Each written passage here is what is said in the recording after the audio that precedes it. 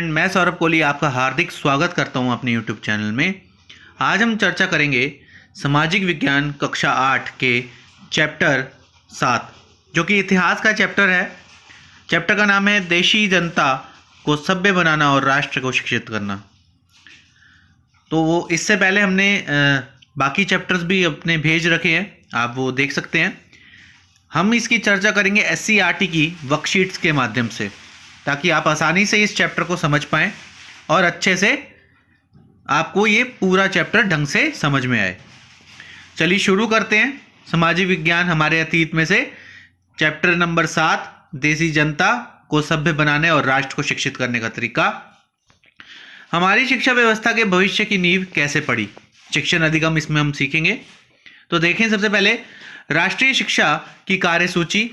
राष्ट्रीय शिक्षा की आधारशिला रखने में गांधी और टैगोर के महत्व को समझना। इसमें हम राष्ट्रीय शिक्षा के आधारशिला रखने में गांधी जी और टैगोर के महत्व को समझेंगे। यूरोप में आ रहे बदलावों से प्रभावित होकर कुछ भारतीयों ने पश्चिमी शिक्षा की वकालत की।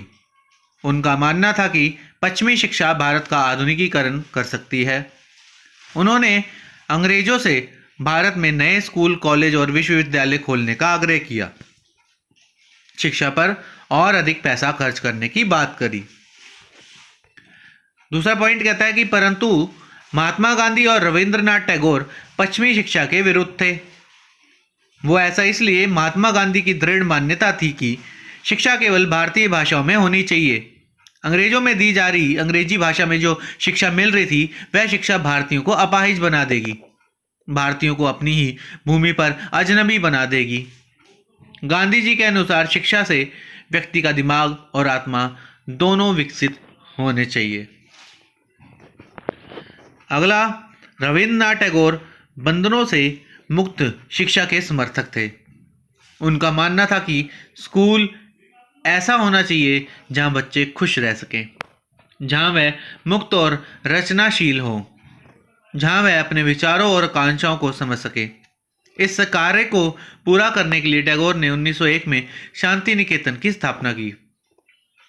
गांधी जी पश्चिमी सभ्यता और प्रौद्योगिकी के आलोचक थे, जब कि टैगोर आधुनिक पश्चिमी सभ्यता और भारतीय परंपरा के श्रेष्ठ तत्वों का सम्मिश्रण चाहते थे। अब ये देखिए, ये शांति निकेतन की जो स्थापना है उसका दृश्य है, और ये रविंद्रनाथ टैगोर ने इसकी स्थापना की थी। शांति निकेतन के एक कक्षा स्थल में 1930 के दशक में आसपास एक माहौल देखिए, चारों ओर खुली जगह है। और प्रमुख प्रश्न है, कुछ भारतीयों ने पश्चिमी शिक्षा की वकालत क्यों की? तो कुछ भारतीयों ने पश्चिमी शिक्षा की वकालत इसलिए की थी क्योंकि यूरोप में बदलाव आ रहे थे, उससे प्रभावित होकर। इससे पहले हमने चर्चा की है, आप उसको भी देख सकते हैं।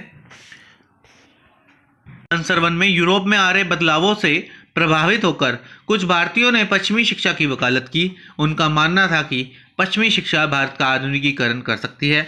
उन्होंने अंग्रेजों से भारत में नए स्कूल, कॉलेज और विश्वविद्यालय खोलने का आग्रह किया, शिक्षा पर अधिक पैसा खर्च करने की बात करी। अब बात करें दूसरे प्रश्न की। महात्मा गांधी पश्चिमी शिक्षा के विरोधी क्यों थे? चलिए जानते हैं आंसर। महात्मा गांधी और रविंद्रनाथ टैगोर पश्चिमी शिक्षा के विरुद्ध थे। महात्मा गांधी का दृढ़ मान्यता थी कि शिक्षा केवल भारतीय भाषाओं में होनी चाहिए। अंग्रेजी में दी जा रही शिक्षा भारतीयों को अपाहिज बना देगी, इसलिए वह इसके विरोधी थे। भारतीयों को अपनी ही भूमि पर अजनबी बना देगी। गांधी जी के अनुसार शिक्षा से व्यक्ति का दिमाग और आत्मा दोनों विकसित होने चाहिए, ऐसी शिक्षा मिलनी चाहिए। प्रश्न तीसरा, शिक्षा से व्यक्ति का दिमाग और आत्मा दोनों विकसित कैसे होते हैं? इस कथन की व्याख्या कीजिए, इसके बारे में बताइए। गांधी जी के अनुसार शिक्षा से व्यक्ति का दिमाग और आत्मा दोनों विकसित होते हैं, ये गांधी जी ने कहा था ऐसा। प्रश्न चौथा, रविंद्रनाथ टैगोर किस प्रकार की शिक्षा के समर्थक थे? रविंद्रनाथ टैगोर बंदरों से मुक्त शिक्षा के समर्थक थे। उनका मानना था कि स्कूल ऐसा होना चाहिए जहां बच्चे खुश रह सके, जहां वह मुक्त और रचनाशील हों, जहां वह अपने विचारों और आकांक्षाओं को समझ सके। इस कार्य को पूरा करने के लिए टैगोर ने 1901 में शांति निकेतन की स्थापना की। गांधी जी पश्चिमी सभ्यता और प्रौद्योगिकी के आलोचक थे, जबकि टैगोर आधुनिक पश्चिमी सभ्यता और भारतीय परंपरा के श्रेष्ठ तत्वों का सम्मिश्रण चाहते थे। अब राइट या रॉन्ग वाले प्रश्नों की बात करें, निम्नलिखित में से सही या गलत बताने हैं। तो महात्मा गांधी मानते थे कि साक्षरता बढ़ाना ही शिक्षा का सबसे महत्वपूर्ण उद्देश्य है? नहीं, ऐसा नहीं। रविन्द्रनाथ टैगोर को लगता था कि बच्चों पर सख्त अनुशासन होना चाहिए? नहीं। रविन्द्रनाथ टैगोर पश्चिमी शिक्षा के विरोधी थे? पश्चिमी शिक्षा के विरोधी तो थे। शांति निकेतन की स्थापना नेहरू जी ने की थी? नहीं, रविन्द्रनाथ टैगोर ने तो की थी। अब इसी चैप्टर की वर्कशीट दूसरी जो यानी कि कार्यपत्रक 17 यानी कि बात करें सामाजिक विज्ञान की, तो इसमें देसी जनता को सभ्य बनाना और राष्ट्र को शिक्षित करना सेम चल रही है इस चैप्टर की। तो इसमें हमने सीखेंगे विद्यार्थी भारतीय शिक्षा के विकास में अंग्रेजों द्वारा पारित कानूनों के महत्व को समझ पाएंगे। तो अंग्रेजों ने 1781 में कलकत्ता में मदरसा और 1791 में बनारस में हिंदू कॉलेज की स्थापना की। ये इंपॉर्टेंट डेट्स हैं। आगे देखें, सन 1830 में विलियम एडम ने बंगाल और बिहार का दौरा किया और वहाँ पर 1 लाख से अधिक पाठशालाएं थी जिनमें 20 लाख से अधिक विद्यार्थी पढ़ते थे। इन पाठशालाओं का प्रबंधन स्थानीय स्तर पर स्थानीय लोग ही करते थे। 1835 में लॉर्ड मैकॉले ने शिक्षा अधिनियम पारित किया। इसकी मुख्य बातें इस प्रकार थी। अंग्रेजी की शिक्षा अति आवश्यक है। उच्च शिक्षा का माध्यम अंग्रेजी होना चाहिए। स्कूली शिक्षा के लिए भी अंग्रेजों की पुस्तकें छपनी चाहिए अंग्रेजी की। आगे 1854 में चार्ल्स वुड ने एक संदेश दिया जो वुड्स डिस्पैच के नाम से जाना जाता है। इसमें यूरोपीय शिक्षा पर जोर दिया गया। इस शिक्षा के माध्यम से कंपनी को भरोसेमंद कर्मचारियों की कमी नहीं होगी। इस डिस्पैच की खास बात यह थी कि सरकारी शिक्षा विभागों का गठन किया गया, विश्वविद्यालय शिक्षा व्यवस्था की गई। 1857 में कलकत्ता, मद्रास और बम्बई विश्वविद्यालयों की स्थापना की गई। स्कूली शिक्षा प्रणाली में परिवर्तन किया गया। तीसरा प्रश्न आगे देखें। प्रश्न अगला, निम्नलिखित घटना वर्ष को संबंधित कथनों का सम्मुख मिलाइए। तो कौन कौन सी घटना किस दिन हुई थी, तो ये देखना है। विलियम एडम का बंगाल और बिहार का दौरा हमने पहले भी पढ़ा 1830 में। मैकॉले की शिक्षा अधिनियम, मैकॉले मिनट 1835। बम्बई विश्वविद्यालय की स्थापना, बम्बई की, कलकत्ता की और मद्रास की भी स्थापना 1857 में हुई। चार्ल्स वुड की नीति पत्र, चार्ल्स वुड डिस्पैच 1854। बनारस में हिंदू कॉलेज की स्थापना 1791। अंग्रेजों द्वारा भारत में प्रथम मदरसा कब और कहां खोला गया? तो 1781 में वारन हेस्टिंग ने कलकत्ता में मदरसे की स्थापना की। इसमें अरबी, फारसी तथा कानून की पढ़ाई होती थी। आगे बात करें। प्रश्न तीसरा, शिक्षा में अंग्रेजी के महत्व को और जरूरत को बताने वाले अधिनियम कौन सा था? 1835 का मैकॉले द्वारा पारित अधिनियम। इसकी मुख्य शर्तें इस प्रकार थी, वो भी आपको लिखनी है। आपके सामने है, लॉर्ड मैकॉले द्वारा स्थापित ये शर्तें, ये पूरी, ये आपको मेंशन है। और 1854 की शर्तें ये है। चौथा प्रश्न है, भारत में सर्वप्रथम विश्वविद्यालय शिक्षा की व्यवस्था किसने की? तो 1854 है, 1852 की जगह 1854 वुड्स डिस्पैच है, ध्यान रखें। 1854 वुड्स डिस्पैच। अब बात करें थर्ड वर्कशीट की, इसी चैप्टर की थर्ड वर्कशीट। देसी जनता को सभ्य बनाना और राष्ट्र को शिक्षित करना। विद्यार्थी भारतीय शिक्षा के प्रति अंग्रेजों का रवैया समझ पाएंगे। भारत में अंग्रेज केवल भू क्षेत्र पर विजय और आय पर ही नियंत्रण नहीं चाहते थे, बल्कि उनका एक सांस्कृतिक मिशन भी था जिसके तहत देसी समाज को सभ्य बनाना और रीति रिवाजों और मूल्य मान्यताओं को बदलना था। सन 1783 में विलियम जोन्स नामक एक भाषाविद और न्यायाधीश भारत आए। उन्हें ग्रीक, लैटिन, फ्रेंच, अंग्रेजी, अरबी और फारसी का ज्ञान था। वह घंटों कलकत्ता के संस्कृत विद्वानों के साथ बैठते थे।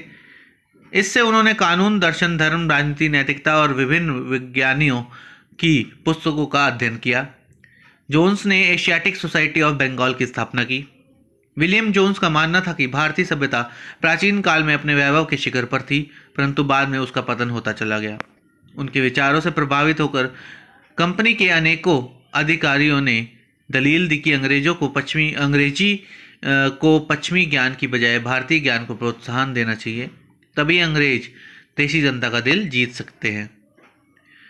बहुत सारे अंग्रेज अफसर शिक्षा के प्राच्यवादी दृष्टिकोण की आलोचना करते थे, जिनमें जेम्स मिल प्रमुख थे। उनका मानना था कि पूर्वी समाज का ज्ञान त्रुटियों से भरा हुआ है और अवैज्ञानिक है। अंत, इनकी शिक्षा पर इतना खर्च नहीं करना चाहिए। मिल के अनुसार शिक्षा के जरिए उपयोगी और व्यवहारिक ज्ञान दिया जाना चाहिए। चलिए प्रश्नों की बात करें तो पहला है, विलियम जोन्स ने एशियाटिक सोसाइटी ऑफ बंगाल की स्थापना की थी और जेम्स मिल ने शिक्षा के प्राच्यवादी दृष्टिकोण की आलोचना की थी। ये देखिए सामने है।